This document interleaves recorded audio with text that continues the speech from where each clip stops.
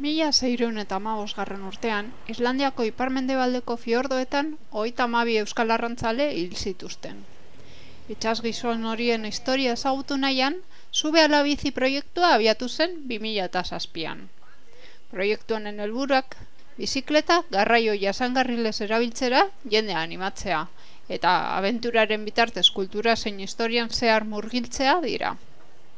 Horrela, proiektu horretan parte hartu duten txirrindulariek, joan den ekainaren 30ean, Irunen bizikleta gainera igo eta uztailaren 3 bitartean, Euskal Kostaldeko hainbat herri zeharkatu dituzte, Bilbora iritsi baino lehen.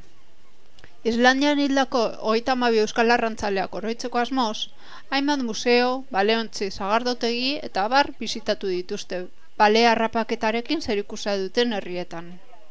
Horien artean, Bermeo izan da, eta Arrantzale museoa eta Iteguria baleontzia bisitatzeko aukera izan dute, proiektu honetan parte hartu duten bizikleta zaleek.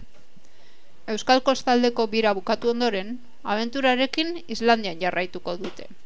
3 astetan zehar, mendebaldeko fiordoetatik ibiliko dira. Aipatutako arrantzaleen historia ezagutzeko elkarrizketa eta informazio bila. Eta euren bizipenak dokumental batean jasotzeko asmoarekin.